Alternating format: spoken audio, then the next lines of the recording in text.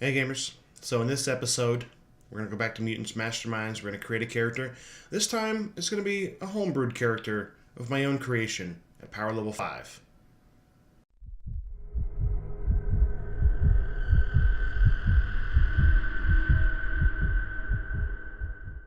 Hey gamers, welcome back to Game Master's Dungeon. I'm Brian, your Game Master. And today we are going back to Mutants and Masterminds. We're going to create a power level 5 character. That's a bit of a homebrew that I was asked to put together. I tried to be as original as I could, so I've created a character that I would love to take to a game and play. I've come up with some pretty cool story that I'm going to talk about. But before we get into that, if you liked the video, remember to hit that like button. Also, if you want to support my channel, hit that subscribe button and that bell icon so you get instant notifications when I upload new content. Also, if you want extra notifications, hit me up over there on Twitter at GameMastersDone1. If you have any comments or questions, you can put them over there, or you can put them in the comments section below. Also, I have a Discord server. There'll be a link in the description below. You can join me and several other subscribers if you want to come over and talk about, tabletop games, whatever you want to. If you got questions, we can all talk together and help each other out.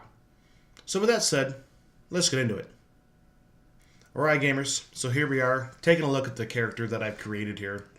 So we're just going to start from the top, work down. I'm going to go through all the stats, and then I'm going to kind of go over like a brief synopsis of the story, how this character came to be, and how I would play it in a game. Okay? So, I gave him a name, Lawrence Gillian. So, I chose this name. It's, I've got this idea that he's 36, so he's, approaching middle age. I want to think that he was some kind of person that was maybe in a position of power. Maybe he was like maybe like a judge or a lawyer or something. He had power over people, and then there's going to be like this catastrophe in his life that's going to give him these abilities, and then he's going to have a lot of choices he's going to have to make, and he's going to have to reflect on maybe how he conducted himself in the past to help drive the character forward. But we'll get into that here in a minute. So he's male. He's 36, like I said. He's 5'6", 160 pounds. He's got green eyes, brown hair. His identity is going to be the God Hand, and we're going to make that. We're going to make that secret. Now, is he going to have like a super suit made out of spandex? Probably not. Haven't really thought about suit-wise. I think it might just be something that he does, and his powers are kind of subtle, but we'll get into that here in a second. So at power level 5, we only get 75 points to work with instead of the normal 150, but it wasn't too bad. I was able to actually come up with some pretty good stuff. So I spent 12 points in abilities, 33 points in powers, 6 points in advantages, and 10 points in skills, and 14 points in defenses. Okay? So you're going to look at our abilities. Obviously, I got a strength 5, which is coming from power below. We'll talk about that in a second. So basically, I gave him 2 points of stamina. I gave him 2 points of fighting, a point of agility, and a point of awareness. So 1, 2, 3, 4, 5, 6 times 2 points each is 12 points. Let's go into powers. So I was like, I really this whole concept of being able to destroy or being able to heal was kind of a concept I played in a character years ago, and I kind of wanted to go back and take a look at that. So basically what I've done, so I've given the power set, it's called the God Hands, right? So he's got 2 hands, and one arm is going to have the ability to do one effect, the other hand is going to have the ability to do the other effect. But so the one effect that's on the left hand can't do it with the right, okay? And vice versa. So the first hand, so the right hand, is going to have the weakened power. Now it's going to be at a level 6. Okay. And so we're going to give it broad, extra, so abilities. So normally when you choose weaken, you're going to choose like what you weaken. Is it stamina? Is it strength? Is it agility? Is it toughness? Whatever. But I gave him broad, so he affects all abilities. So that's all of these up here. Strength, stam, agility, dex, fighting, intellect, awareness, and presence. He's able to affect it all at once. And he's got simultaneous extra as well. So that means when he uses the power, he affects all of them at once. So he hits you, he drains you, he gives you negatives to all of these at once. I will say once you get down, so basically once I drain someone into the negatives, specifically on stamina, if you drain someone to a -5 on stamina, you basically disable them, and then you can look at disabled abilities, and it says that disabled stamina, you gain the dying condition. Right, so a couple of applications of this ability of his, he grabs you twice with this, or he's able to grab you and just hold on, you're probably going to die, even at this level. But, I mean, obviously, at the level that I'm at, like, his attack attribute isn't that great. Because you look right here, so offense, he's only got a +4 to hit with it, because the weaken ability requires to hit. Basically, you have to make a close attack. But I made it grab-based. So this, he actually physically has to grab you on the arm, the shoulder, the head, the leg, whatever. He's going to touch you somehow. So you get a +4 to hit with the grab. And then once he grabs you, then he's able to do the ability. Okay?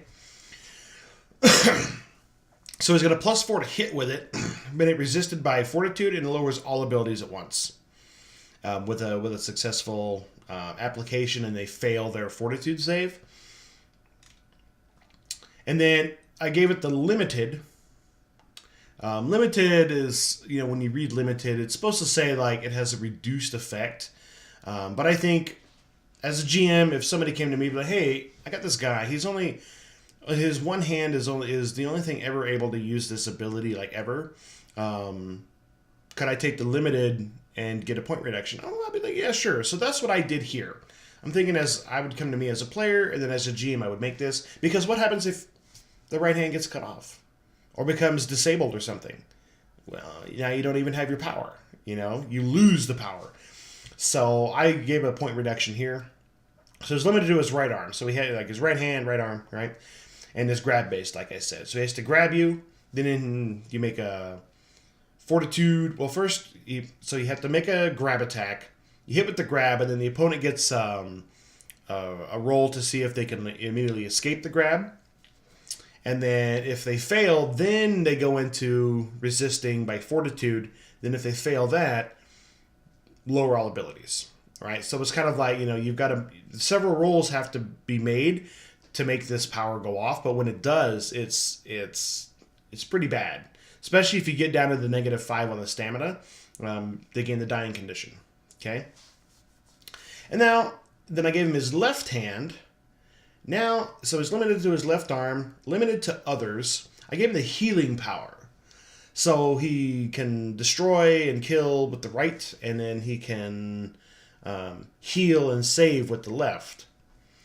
So it's limited to the left arm. And it's only limited to others, so he can't be like, woo, can't touch himself and heal himself. He can only use it on someone else. So it's a selfless power. He can't use it on himself. It also can affect objects as well. So this is like the God hand of restoration of everything. A broken vase. You can mend the vase. You can fix the door. Somebody bends the gun barrel. He can potentially fix that.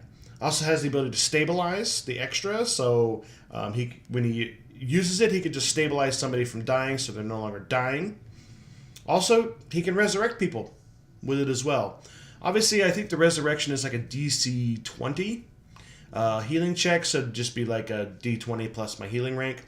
But if I meet the DC of 20, if somebody's been dead for less time than my healing rank, so 5 minutes or less, and they're dead, like not dying, dead, he can bring them back to life. It also has restorative.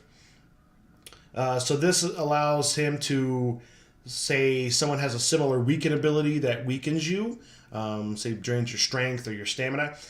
With the restorative extra, he can heal that basic damage that you took to that ability or that stat.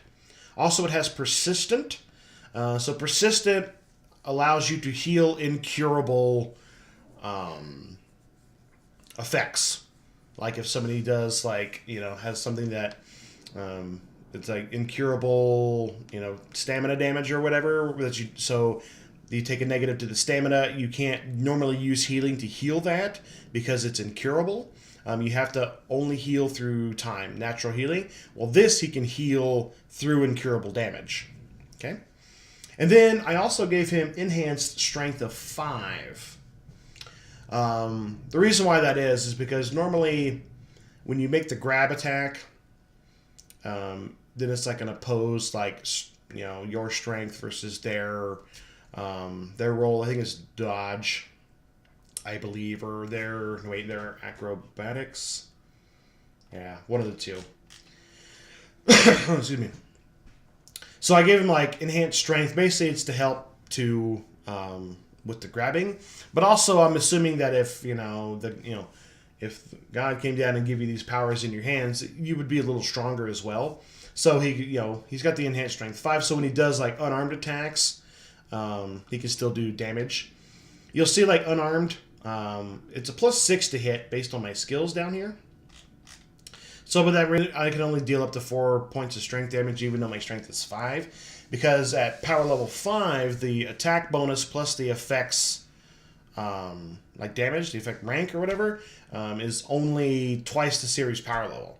So my to hit plus my damage can only be up to 10. So that's fine. I'll, only 4 strength damage. He's not really concerned about punching people in the face. He's concerned about grabbing them and really just putting hurt on them, draining their abilities. So let's go down to skills. So I put 4 points in athletics. I put 4 ranks in unarmed, close combat. I put 2 ranks in the God Hand. So when he attempts to make the grab, he gets a bonus because so remember, right? So attack bonus plus effect rank cannot be more than twice the series power level. Well, I gave him weaken 6 because I want it to be a little more effective, so he has a lower chance to hit. But I figured that's more, that would probably be better just because this is so devastating. If he's able to hit a couple of times with this, it will probably put people in the negatives to the point where it'll disable half of their stats. So that's always no fun. Well, I mean, at least for them, would be me as the player would be fantastic. I gave him some points in perception, put 4 ranks there. Then I gave him 6 points in persuasion. Like I said, maybe he's in a position originally that he was, somebody of authority, like a lawyer or something, or in a position where he had to persuade people to his views, and maybe it was kind of shady. He wasn't a very honest man. Then advantages, so we've got fast grab. So say he makes an unarmed attack and he hits, he can immediately attempt to grab as well. So I punch you in the face and then I can grab you in the face, which is pretty cool because, obviously he's got a grab, so then I also took improved grab as well. Then I took defensive roll of level 3. So again, it helps with his toughness stat. Then I gave him improved initiative of 1 just so he can act a little faster. So initiative then goes to 5 because he's got 1 agility plus enhanced of +4, so 5. His toughness, stamina is normally 2 plus defensive roll of 3 if it's able to be used, if he's not like incapacitated or stunned or something. It goes up to a 5. And then defenses. So dodge would normally be 1, so I put 4 points there at a 1-to-1 purchase rate. Parry would normally be 2 because of fighting. I put 3 more points in there, so for 5. Fortitude is normally 2, but I put 2 more points in there for a 4 because I didn't quite have enough. If I had 76 points, this would be a 5. And then will is normally 1. I put 5 points in there because I'd figure maybe he's a little more mentally sound. He's a little more strong mentally, maybe based on his his shadiness, his business that he did beforehand. He's able to outwit people and prevent himself from being conned and things like that. So I figured he's trained his mind a little more than his body before this incident. So then I spent 10 points in skills, and then I spent 6 points in advantages. And I spent all 75 points. And then that's really about it. I didn't really flush out too much other stuff, not a whole lot else. So it's pretty simple, right? He grabs you, he drains you, he hurts you, or he's able to heal you. heal the weak, heal the sick. Say he drains somebody and then he feels bad. He's like, okay, then he can heal his own effects, which is kind of cool. So why is this an interesting character for me? So I'm thinking of this character and I'm like, well, I've talked about how, maybe he's not the most honest man. Maybe so he was in a position where maybe he was taking advantage of people. He was hurting people, not physically, but maybe mentally, emotionally. And then something happens to him, some kind of an accident. Maybe it's like a car crash or something to where like he's on the brink of death. And these beings are going to come to him. He's going to perceive them as angels. Maybe that's what they took. Maybe they're aliens. Who knows? But some beings that he's going to perceive to be a sign of divinity in his mind are going to come down and they're going to make him an offer. They can offer him the peace of death, but then he will, they're going to say he's going to go to hell or, whatever, depending upon what religion you think. Basically, he's going to go to a place that he doesn't want to go when he dies. So then these beings are going to offer him another option, atonement, through attempting to do good deeds, but also bringing justice to those that need it. So obviously he's going to choose the latter. He's going to choose atonement. So these two beings are going to each extend a hand, and he's going to take both hands, which is then going to imbue him with these abilities. So, but now he's got this thing where, okay, he about died. He was going to go someplace bad. Maybe they show him in a vision that he's going to go someplace bad. Now, is it divinity? Is it something else? Maybe it's somebody else just playing tricks on him. Maybe he took advantage of somebody that maybe has mind-altering powers, or somebody that has the ability to bestow this kind of ability to him, and they just took advantage of him in his moment of need, karma. But he's just going to go throughout the world. He's going to be making these decisions. Does this person need to be hurt? Does this person need to be saved and healed? The sick child, the homeless man that's, he's missing a leg. I mean, he could potentially be able to heal that. Or, the villain, the criminal that steals from the poor or hurts those just to hurt people. He's to hurt them, possibly even kill them if need be. And those are the decisions that he's going to have to make during this atonement period that he's going to be going through, and hopefully the decisions that he makes are going to allow him to not have the bad situation happen where he goes to the place where he doesn't want to go. But is that really what happened? Will that really happen to him? I don't know. Alright, gamers. I hope you enjoyed that character build with that story at the end. I hope you found it interesting. And I hope that when you create characters like that yourself, you're coming up with great ideas and concepts like that for your characters, because it really is just going to give you a better role-playing experience, especially when you get to see the character grow, not just in experience points and stats, but also as a person.